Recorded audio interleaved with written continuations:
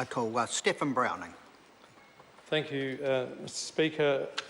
Rise to speak on the Food Safety Law Reform Bill. The bill has some useful parts to it, but in some respects it's a bit of a PR exercise as well. It is useful that the bill does propose some changes to the Animal Products Act, Food Act and Wine Act and reduces some duplication there. It is important that government does, and the select committee that will be looking at this, does look at the issues that came up through the botulism issue and what those processes were. Mostly they were reasonably effective and require little change. But I noticed in the regulatory impact statement that it pointed out that there wasn't a need for much change, but that the change was happening to show that the government was doing something about in response to the botulism thing. But what has happened is that we're going to have even more bureaucracy with over small producers, and we've already got a problem with the food bill as it stands. We worked very, very hard in the last term on the food bill, and part of that stuff, and there's a number of members in the House here today that worked on that, the point was to remove the cost of compliance for small operators to make sure they weren't driven out of business.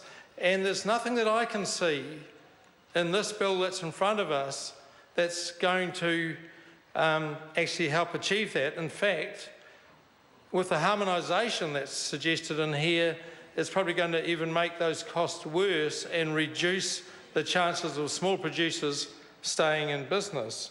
And we will have to look at that as it goes through the select committee process. And because of that and some other features, the Greens will only be supporting it to select committee, and we'll be looking to see what happens at that point as to whether we support it further. It establishes requirements on the form, manner and timeframes in which food enterprises must provide risk-based plans and programs to regulators. No real problem there.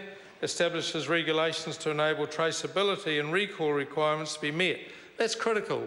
We must be able to recall food when it goes wrong. But this government has gone over the top around some of that, particularly, and I'll use raw milk as an example.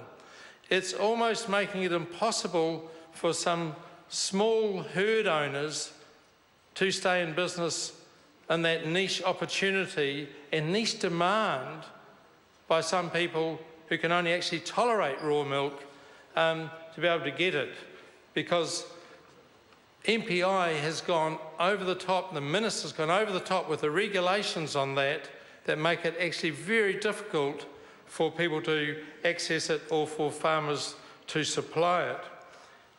There's no need for that to be the case. As long as there's appropriate traceability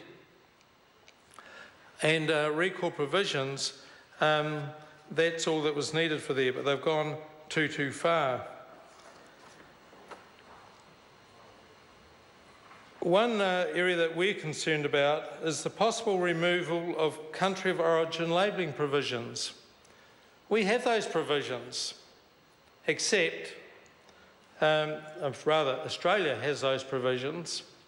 It's one of the only exemptions from the Food Standards Australia-New Zealand arrangement. We have that great Trans-Tasman arrangement. It would be great if we could also have country of origin labelling here. This bill, the government's proposing in this bill to change or remove the word source. So they say the claim that the source is covered by other requirements in the Act.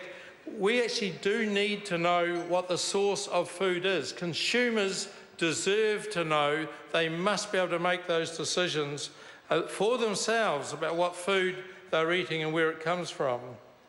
They're being left out, but big food business is being courted by the government, or the government is being subject to big food business, and they're the ones that say it's going to cost too much. But it's actually not going to cost too much. To be lucky if it's parts of a cent per item at the supermarket to have country of origin labelling. And we need country of origin labelling all the more as food is moved around the globe to the degree that it is.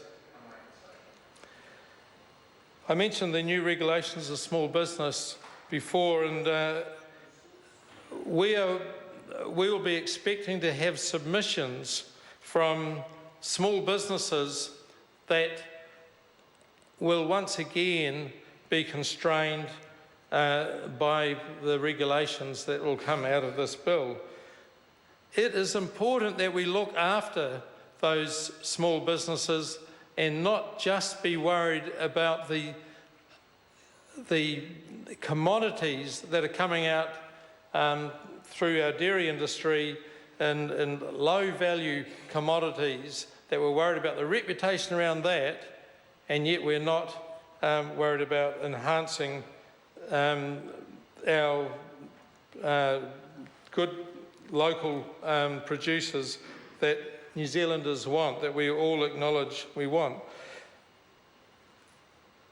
While we're going down this course, you have to ask, where is the total diet survey that looks at the contaminants in New Zealand food, and the food that is on our supermarket shelves and at our farmers' markets and other places? Where is the total diet survey that's meant to come out at least every 5 years? It's more than a year late. What's happening with this government? It doesn't worry about pesticide residues in food, but worries about its reputation for its low-value commodities. Why is glyphosate not being tested comprehensively? Why is that? WHO has pointed out that it's a carcinogen. We know that it's an endocrine disruptor at parts per billion. It's a neurotoxin. And yet this government is not even looking for it properly in food and a number of other pesticides. When the total diet survey does come out this year, we can expect the findings in that to be spun. Thank you, Mr. Speaker. They will be spun because normally they would suggest that there's next to none found with pesticides out of the tests that are done. But in fact, nearly all conventional food, fruit and vegetables at the supermarket, has pesticide residues in it.